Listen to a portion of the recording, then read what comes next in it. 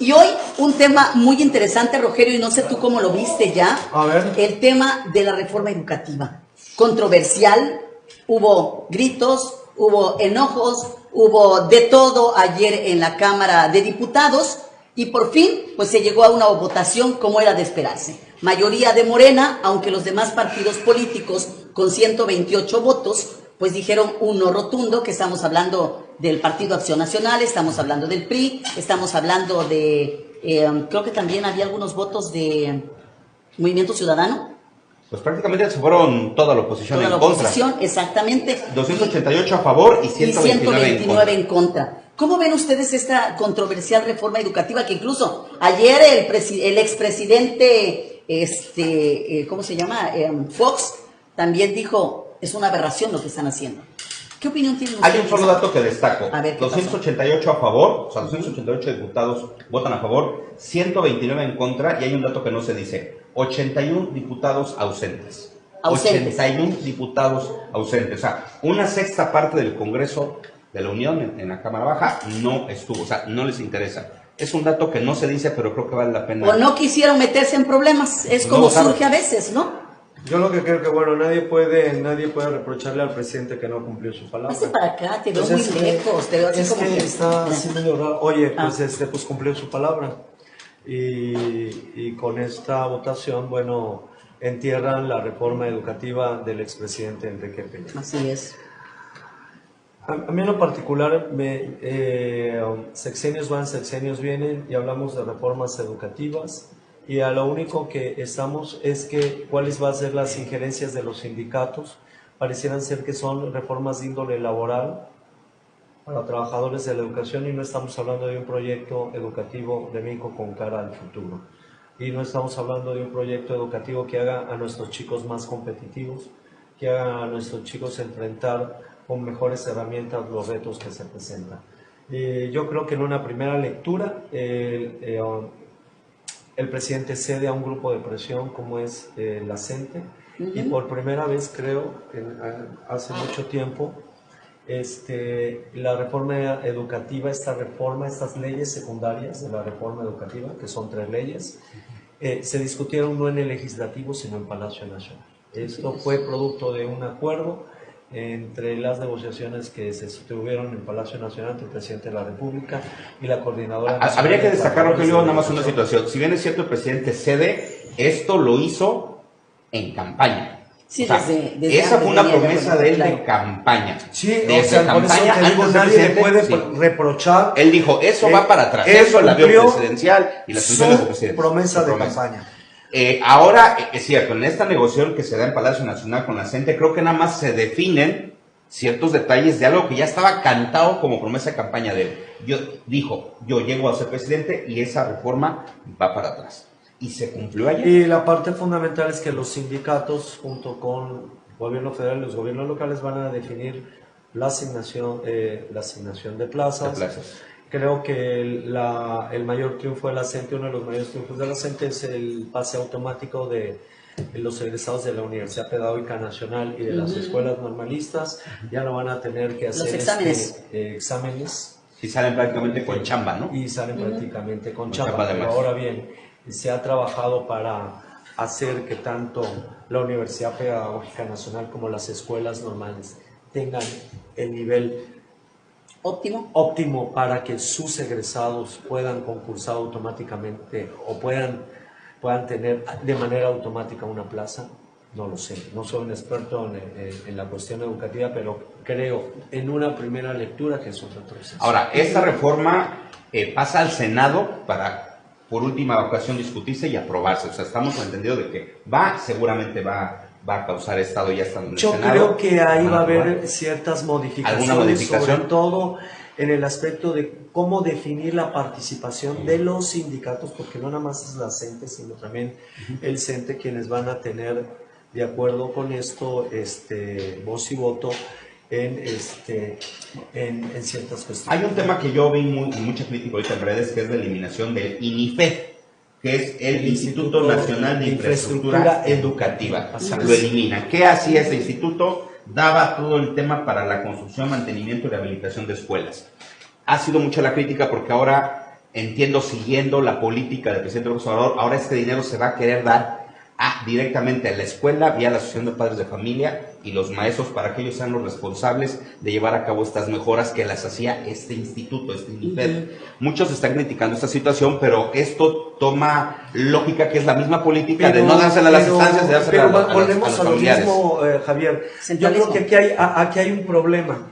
Pues sí, había muchos institutos, había muchos organismos, pero no servían para nada. O sea, a ver el INIFED, ¿cuántas escuelas aquí hay con problemas de orden de infraestructura? Para ello voy, Rogelio. Creo que, lejos de la crítica que está viendo en redes, creo que esto es bueno porque si a alguien le interesa que en las escuelas de familia estén pintadas, con aires acondicionados, con ventiladores, con papel, con baños pintados, limpias, creo que son a los padres de los niños que están en esa escuela. Entonces, yo creo que esta situación que está dando con la eliminación de este instituto, creo que es buena, por lo menos creo que sí habrá que darle el beneficio de la duda para estar en posición a lo mejor el año que entra de valorar y entonces llevar a cabo una evaluación. A mí lo que no me parece fue lo del Instituto Nacional de Evaluación. No me parece que desaparezcan las evaluaciones. Creo que son necesarias para elevar el nivel de nuestros chicos, porque yo insisto, o sea, lo que pareciera ser es que vamos a agrandar la brecha entre la educación privada y la educación pública, donde los chicos que asistan a las escuelas públicas no van a tener el mismo nivel que los chicos que asisten a escuelas privadas, porque sí es necesaria la evaluación, sí es necesario saber en qué nivel están las personas que van a enseñar en las escuelas públicas, me parece, ¿no? Pero insisto, no hay un proyecto educativo, no hay un proyecto educativo. Todo esto giró en torno a las demandas de grupos de presión como son los sindicatos. Estamos hablando de temas en su mayoría de orden laboral, no de orden educativo. ¿Cuál es el proyecto educativo? Que alguien me lo explique. A ver, ¿cuál va a ser el perfil del chico que vamos a educar? Con miras a un mundo más globalizado, de mayores alcances tecnológicos. ¿Cuál va a ser el perfil de este chico? Yo creo que no se contempla. Y algo muy importante y que comentaba con Javier antes de empezar la mesa, Rogelio, es el hecho de lo que se está comentando ahorita por parte de la CONTU, que es de las universidades en todo el país, los sindicatos de universidades de todo el país. Va a haber una huelga el próximo día 9 de octubre prevista, porque sucede que a la educación universitaria se le quitaron recursos. O sea, el presupuesto viene mucho menor a como estaba. Es un presupuesto donde les quitaron una gran cantidad de recursos, aumentaron a estas nuevas universidades que van a estar exactamente por parte del presidente que dieron a conocer. Pero a las universidades que ya están, no tienen recursos. El problema está que ya los rectores de estas universidades dieron a conocer que a partir de la primera quincena de octubre no hay dinero para pagar. A ver, pero la chilladera de los rectores de las universidades públicas, aquí con la cuestión de la autonomía, ¿a quién rinden cuentas? Las universidades públicas. A ver, los rectores, ¿a quién rinden cuentas? Los salarios de la burocracia universitaria. Vamos a empezar por lo más mínimo. Los salarios de la burocracia universitaria. ¿A quién están rindiendo cuentas? Perdón, es que con el conque de la autonomía hacen y deshacen, la verdad. Ahora, este es un tema de presupuesto. O sea, aquí entramos en otra área donde las universidades, las escuelas públicas tienen que sujetarse a un presupuesto que es aprobado por el Congreso de la Unión. Entonces, ellos saben cuánto dinero van a tener para el ejercicio del año que corre y deberán de ajustarse a ese presupuesto. ¿Ha llegado la autoridad de las universidades públicas? Esa sería la pregunta. ¿Ha llegado? Porque si a ti te van a dar 10 pesos y resulta ser que tú tienes en tu programa de gasto para ejercer el año 11 pesos, pues vas a tener un déficit de 1 peso. O sea, eso es matemática pura. Y yo creo que las universidades se supone que son donde hay más gente preparada y donde deberían de estar muy atentos a que esto no se suceda. Convirtió en cotos de poderes, incluso coto de poder político. Entonces, yo creo que también ahí habría que revisar cuál es la situación de las universidades públicas de este país. ¿Cuáles han cumplido realmente? ¿Cuáles no? Con las expectativas, claro. Entonces, ¿por qué nadie rinde cuentas? Esa es la verdad. Ahora, el tema se pone también más escabroso porque anunciaron ahora en el primer informe del gobierno que hay 100 universidades más, producto de la gestión del presidente López Obrador. No, y además la propuesta creo, que me parece muy desafortunada, desde mi punto de vista, de eliminar, hay una propuesta, lo lanzó el presidente, de eliminar los exámenes de admisión en las universidades públicas. Ah, no, claro, imagínate ahora qué va a pasar. Entonces, a mí me parece que, a ver, la cuestión es cómo lograr la calidad. No puedes ir por más escuelas, lo que puedes hacer es, ya hay una infraestructura. infraestructura, la tienes que respaldar y tienes que buscar la manera en que ni un solo veracruzano Ahora, se quede yo sí estaría sin entrar a la de- universidad, por que ese es el ejemplo, problema real. Por ejemplo, ¿no? ¿por qué construir más universidades si no fortalecer las universidades Sí, ya existentes en Claro, los estados? hay muchísimas aulas en las facultades de la Universidad Veracruzana, aquí en Veracruz, que por las tardes están vacías porque nadie las ocupa. Te puedo asegurar que la gran cantidad de campus, en un horario determinado del día, están vacías las aulas porque no Fíjate están que siendo eso de ocupadas. aulas Entonces, vacías, ¿qué te faltan? Te faltan maestros y los alumnos que se quedaron afuera en el día del examen de admisión, no lograron entrar, pero no hay maestros porque esos alumnos muy probablemente pudieran estar en esas horas pico Ahí, donde claro, no hay alumnos, claro. ahí puede estar. Ahora, necesariamente estamos ante la cuestión de que el alumno tiene que estar en clase. Podemos ver las cuestiones de alternancia en línea, puede haber ya detonar más el tema de la educación en línea. Claro. Hay mucha gente que pudiera ahorrar mucho dinero por el transporte, por la comida, por lo que te implica viajar mucho tiempo hacia tu centro educativo, si te dan la posibilidad de hacerlo en línea con una computadora, con un teléfono de su casa. Pero es lo ¿no? que te digo, Entonces, Javier, creo que no vemos al futuro, esas no hay áreas un no han proyecto. sido exploradas, no las veo yo tampoco que estén siendo exploradas cuando, no sé, mientras el hilo negro, eso ya se está dando. A mí me llegan a mi teléfono seguro a la semana 2, 3 invitaciones de maestrías en línea, doctorados en línea. Dices, oye, qué padre, Claro. incluso en el extranjero. Soy qué padre, hoy por hoy puedo estudiar una maestría del extranjero Claro. desde mi teléfono, literalmente desde mi teléfono. Creo que eso es lo que nos está haciendo falta. Nos seguimos quedando con el cuadernito y el lápiz, cuando creo que la y tecnología mucha nos puede dar. hay mucha infraestructura que no es aprovechable. Incluso yo ahorita que hablabas de los salones de aseo, yo recuerdo en la preparatoria que yo cursé en Acapulco, una preparatoria privada en las mañanas, de un muy prestigiado colegio religioso, pero las tardes esa misma infraestructura se utilizaba Para otra escuela, dar clases de manera gratuita a los chicos que vivían en lugares cercanos. Entonces esta escuela, que en la mañana era privada, se convertía mediante un acto, no sé si de convenio, general, no lo sé, en una escuela pública. Bueno, yo creo que infraestructura se puede apoyar. No veo por qué tengamos que construir más universidades. Lo que debemos de apostar es estudiantes mejor cualificados, mejor preparados, y también, por otro lado, impulsar también las escuelas técnicas, que pareciera ser que, uy, no, cuando que de las escuelas técnicas pueden también Aquí salir te dice el profesores señor muy Alfredo Antonio preparados. Arroyo, Rogerio, Ajá. dice, señor Pano, Ajá. los rectores rinden cuentas al Congreso y al órgano de fiscalización, Ah. también son fiscalizables. Ser autónomo no es sinónimo de no rendir cuentas. Anadelia dice, a las escuelas públicas la ayuda siempre se quedaba en los escritorios, por eso fue que se crearon las asociaciones de padres de familia.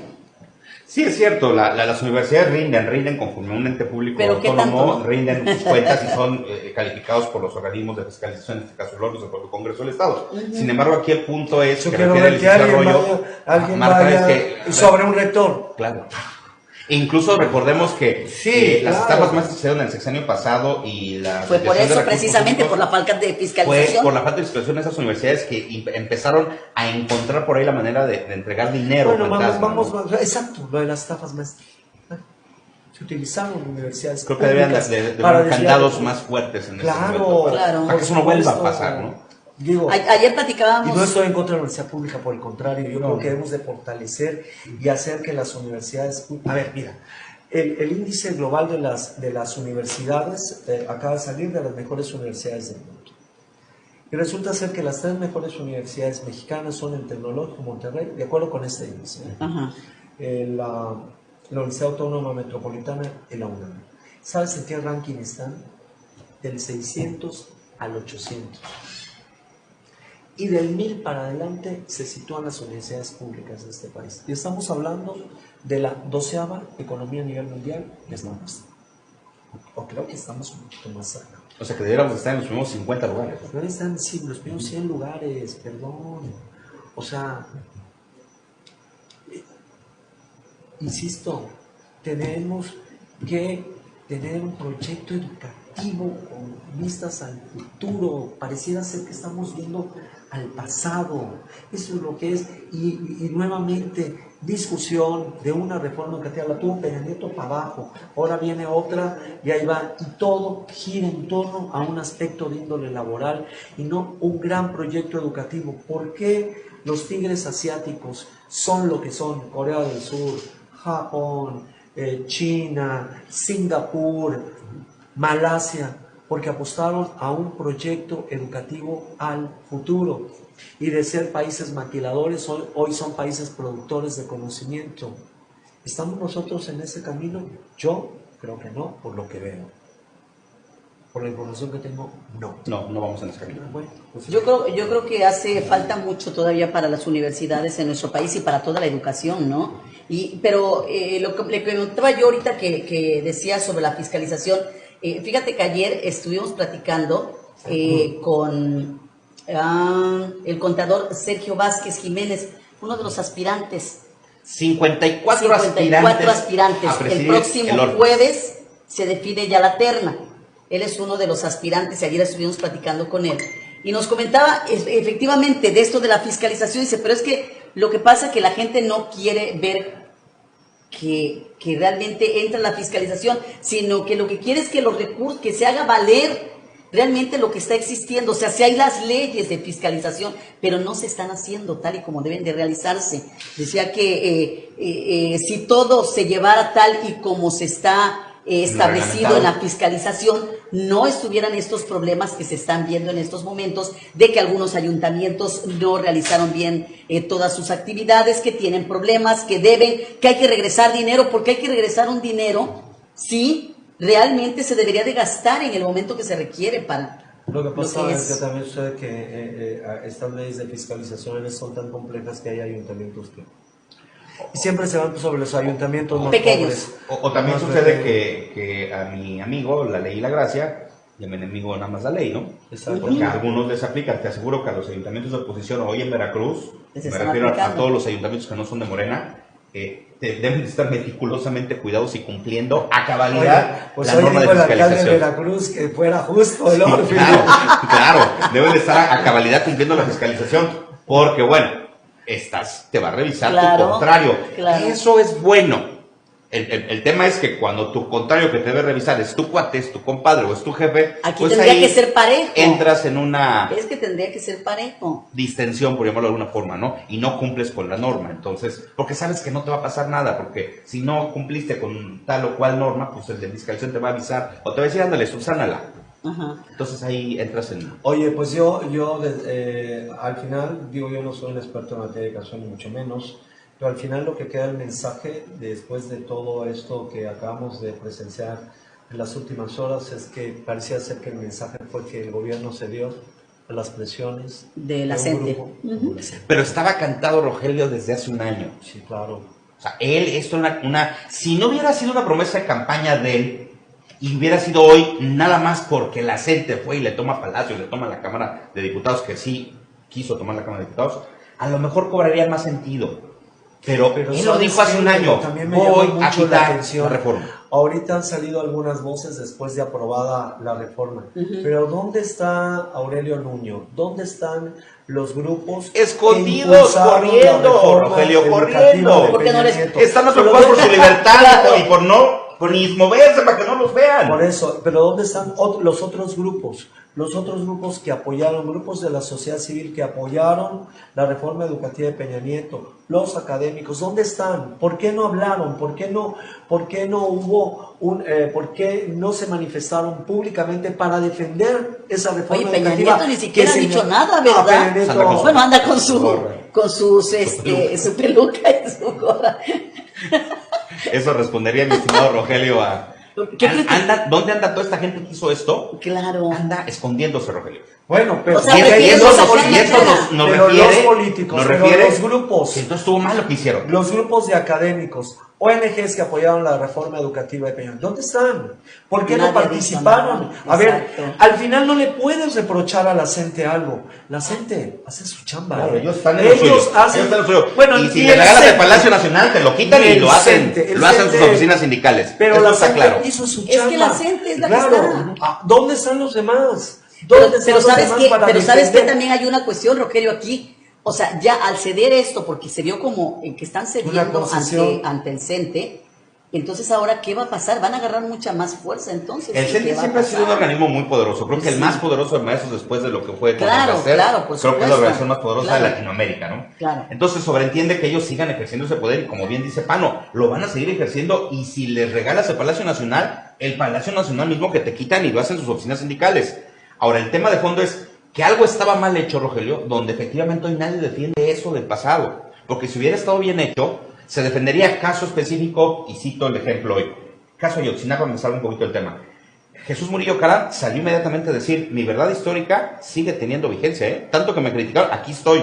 O sea, ves luego alguien que sale y dice, a ver, señores, claro, porque allá no han juega podido, mucho la contradicción. no han podido determinar el tema de Ayotzinapa, aquí estoy y lo que les dije es cierto. Ves una resistencia luego de algo que fue porque claro, porque más o ahí hay menos una bien manejado. cuestión. A ver, Pero el tema de la escuela, de los Alejandro Encinas dice, es que la verdad histórica está desacreditada. Entonces, ¿por qué reclamas de que estén sacando de prisión a los involucrados en el caso si la verdad histórica no Claro. sirve, no vale? A ver, Pero en el comparativo de acuerdo. que tomo es, regresando al tema inicial, ¿dónde están los que hicieron la reforma educativa en el pasado? Están huyendo de algo que evidentemente hicieron mal.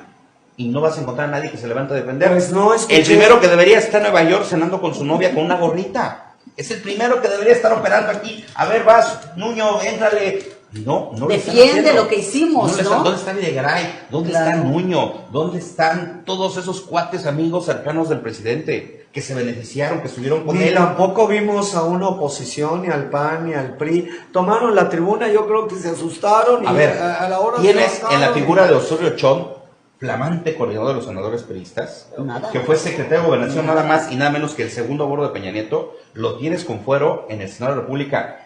Un solo comentario, estaba yo leyendo un tweet por ahí que aventó, intrascendente, o sea, no hay manera, No, no hay ahorita lo eco, que vemos, no hay- pero ya que está consumado, o sea, no participaron en el debate. ¿Dónde estuvieron durante el debate? Nadie fue capaz, a ver, el PRI fue capaz con argumentos De levantar realmente la defender voz. La reforma educativa, Claro. era la reforma del presidente. de Eso la me hace República pensar de entonces, Peña. Rogelio, Entonces, que sí estaba mal. Eso por deducción Yo no a mí soy me hace experto pensar en- que entonces en esa estaba mal área. y yo le quisiera dar el beneficio de la duda a la 4T hoy de que esa reforma, ojalá por el bien de México y de los alumnos y los estudiantes, funcione. Porque dentro de 6 meses, un año, seguramente estaremos aquí diciéndoles o reconociéndoles su error o su acierto. Ojalá que funcione, ¿me entiendes? Pero no se puede quedar el proyecto educativo de la Cuarta Transformación con un mensaje de que un grupo de presión obligó al presidente a hacer concesiones. A mí me gustaría Eso que es lo la hoy discusión permea, hoy fuera permea. en otro aspecto, en otro sitio, y no que nos quedáramos con ello. ¿Es buena, es mala? No lo sé, no soy un experto en ello, no lo sé. Pero lo que sí sé es que ese es el mensaje. Un grupo de presión sitiando Palacio Legislativo para hacer que su acuerdo con el presidente, el documento que ellos lograron con el presidente, se respetara a carta cabal y no quedara ni un punto ni una coma de la reforma educativa. Porque muchas de las cosas de la reforma educativa de Peña Nieto ahí están, todavía ahí están.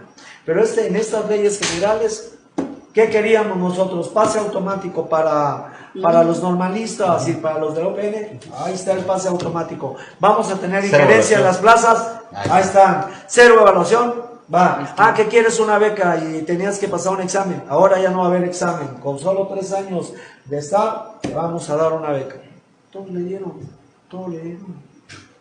Accedieron a todas aquellas peticiones que tenían realmente para con esta Yo reforma. veía los discursos en la mañana del presidente en la mañanera, donde él trata de defender su postura y dice, Claro, bueno, las por plazas supuesto. de ser tampoco se las voy a dar, va a ser una cuestión Es una cuestión tripartita. entre el gobierno, el sindicato, los otros maestros, etcétera. Creo que sí habrá que darle ese beneficio a la duda. Yo estoy cierto de algo. Lo que había no funcionaba, porque estamos en los últimos niveles de aprendizaje y de educación en cuestiones de matemáticas, de español. Yo lo veo con mis propios hijos, o sea, hay realmente una cuestión de vacío. Dice, oye, ¿no te enseñas esto? No, porque mi maestro nada más me pide otras cosas. Entonces creo que lo que había hoy por hoy era insuficiente. Y lo que habrá de ahora en el futuro. Ahora lo que hay de ahora en el futuro está en la incertidumbre. Pero creo que hay que apostarle, porque seguir estando como estamos, creo que sí era un error. Creo que sí seguiría siendo un error. Hay que apostarle. Ya lo comentaba yo, dentro de 6 meses, un año, con indicadores veremos si esto, más allá de concesiones a un sindicato y de dejarse hacer manita de puerco por el sindicato más grande de América Latina, ¿fue eso o realmente fue una real intención de que este país avance en el tema educativo? Esperemos. Pues yo creo que en un año vamos a estar hablando de esto, Javier, y ver realmente qué es lo que sucede. En el próximo sexenio. En el próximo sexenio. El próximo sexenio corre el riesgo de que no sirva eso y llegue un presidente de otro partido y tumbe todo esto que hizo el señor López Obrador, junto con la colita que haya quedado de lo de Peña Nieto, y vuelva a hacer otra cosa. Podría ser también una cosa. La cosa positiva es que el proyecto educativo tiene que ser congruente con el proyecto de nación que está impulsando López Obrador. Así es. ¿Es un proyecto de México, país? No sé. Bueno, pues antes de despedirnos, nada más les quiero comentar cómo les va con los mosquitos, porque mire que hay quejas de cómo hay mosquitos. Lo del dengue lo estuvimos diciendo desde hace 2 meses, 3 meses. Ahí está. Sí, oye. Hoy ya se reconoce la gravedad de la situación y hoy se reconoce que podría haber ya 27 muertos por dengue. Así es. Que son muchísimos. ¿Y qué pasó? Fue una crisis que fue adelantada, y yo vi ese programa por Salomón Chertorivsky, el secretario de Salud de Felipe Calderón, lo dijo hace 4 meses, se viene algo muy fuerte con el dengue porque no se compraron los insumos para combatir el dengue. Y ahí va a haber un problema. Son más de 4.800 casos al día de hoy, comparado con el año pasado que hubo 800, poco más de 800, casos. Para ponerlo en ese contexto. En el 2012 leía yo unas declaraciones de un encargado en el Servicio de Salud del Estado. En el 2012 fue el año que más hubo casos de dengue, rebasando los 8,000 casos, que realmente fue una cuestión ya de un problema mayor que así lo catalogaron.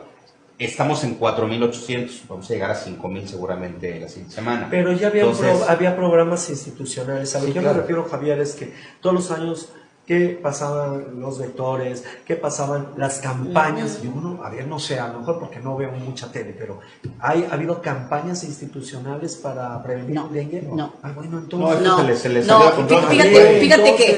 Fíjate que ayer, pues yo estoy lanzando hasta cierto punto, pues la alerta, allá en mi pueblo, ustedes saben, me comentaron que hay muchísimas personas con problemas de dengue en estos momentos, y que no alcanzó el recurso por parte de la autoridad municipal, dijeron, para poder llevar a cabo las la campañas fumigación de los cacharros, o sea, y el chiste es que la gente está con dengue, aunque sí, hay mucho dengue en Jalapa, hay muchísimo fíjate dengue. que Jalapa decían que por lo del cambio climático, porque no se daba el hecho de que Jalapa tenía otro tipo de clima. Ahora Jalapa ya también tiene mucho calor, hay la propagación del mosquito ya en muchas circunstancias, y pues ahora el problema también en Jalapa ya está un problema que además se había venido controlando de una u otra forma a través de campañas institucionales, donde se veían campañas en medios, pues que iban ahí a fumigar a las casas, etcétera. No se alertar a la gente, ¿no? Si usted tiene dolor de cabeza, si tiene fiebre, si tiene dolores musculares, son los primeros síntomas. Hay que ir ayudando a unos hijos a hacer un cartel. Sí, dolor de cabeza, fiebre, dolores musculares, vómito, diarrea, o si no, pónganse a limpiar también sus patios, como hizo el gobernador del estado, y con eso lo dejo. Pues sí está bien, yo al menos yo sí lo tengo bien. Sí, perfecto. Muchas gracias, Javier. Gracias, Rogelio, y nos vemos el próximo lunes en punto de las 2 de la tarde. Como siempre, recordándoles que no me fallen. Araceli Baizabal Noticias, de lunes a viernes, 2 de la tarde.